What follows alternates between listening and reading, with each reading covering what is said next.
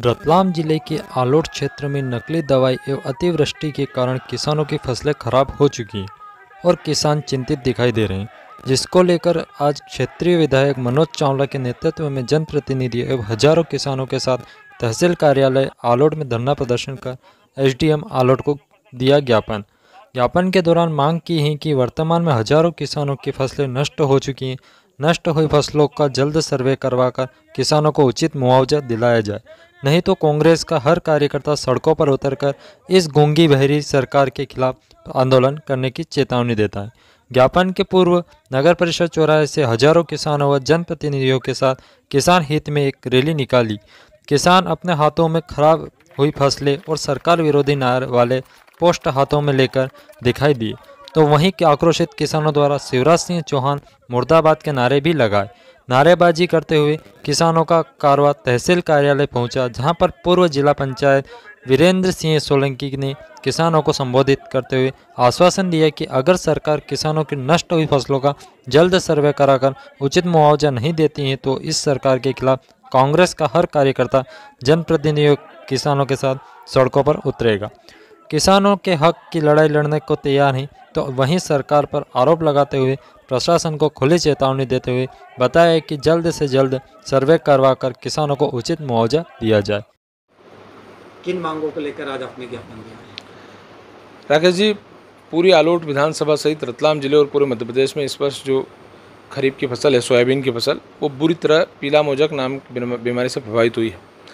हमारे विधानसभा में 70 से 80% किसानों की फसल पूरी तरह बर्बाद हो चुकी है। पिछले वर्ष माननीय कमलनाथ जी की सरकार थी, उन्होंने ये कहा था, जब अतिवृष्टि से सोयाबीन की फसलें नष्ट हुई तो उन्होंने कहा था कि जहां 50% से अधिक नुकसानी हुई है, आरबीसी में प्रावधान कर उन्हें 100% नुकसानी माना जाएगा। इसी तरह से किसानों को मुआवजा दिया जाएगा।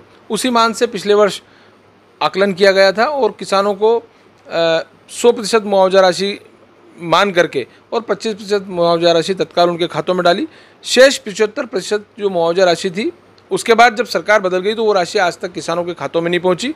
एक महत्वपूर्ण विषय ये भी आज के आंदोलन का था। दूसरा, इस वर्ष जो सोयाबीन की फसल में नुकसान हुआ है, पूरे रतलाम जिले में 2,45,000 हेक्टेयर में सोयाबीन बोया गया है। कृषि विभाग के अनुसार, कृषि विभाग ये कहता है कि आज के प्रारंभिक सर्वे में पूरे जिले में मात्र 11,000 हेक्टेयर में नुकसानी हुई है। हमारा कहना है, सिर्फ आलोट विकास खंड के किसी भी तहसील में आप चले जाएं, 20,000 बीघा से ज़्यादा का नुकसान आपको एक छोटी सी तहसील में मिल जाएगा। कृषि विभाग के अधिकारी, राजस्व विभाग के अधिकारी सरकार के दबाव में हैं। वो चाहते हैं कि किसी तरह कम से कम आकलन नुकसान का हो और सरकार को मुआवजा नहीं देना पड़े। मेरा ये निवेदन है, शिवराज जी, आप थोड़ा मुआवजा बचाने के चक्कर में किसानों की फसल बीमा का भी उन्हें लाभ देने से वंचित कर रहे हैं।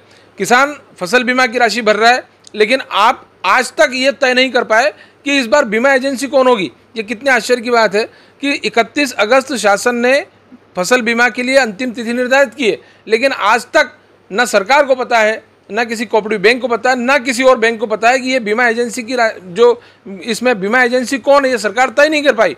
और बीमा की रकम, बीमा की राशि, बीमा की किस्त किसान किसको दे रहा है, ये भी किसान को नहीं पता है। तो इस वर्ष जो सोयाबीन में भारी नुकसान हुआ है, उसका तत्काल सर्वे करने की मांग को लेकर, फसल बीमा का लाभ किसानों को मिले उसको लेकर, और किसानों की जो आर्थिक स्थिति बहुत दयनीय है उसके लिए कोई विशेष राहत पैकेज हो उसको लेकर, और पिछले वर्ष की जो पैसा किसानों का लेना बकाया है सोयाबीन में, उनका 75% सरकार से मुआवजा राशि लेना बकाया, इन सब मांगों को लेकर आज किसानों ने आंदोलित होकर, हजारों किसानों ने एकजुट होकर विधायक मनोज चावला के नेतृत्व में यहाँ एसडीएम कार्यालय का घेराव किया।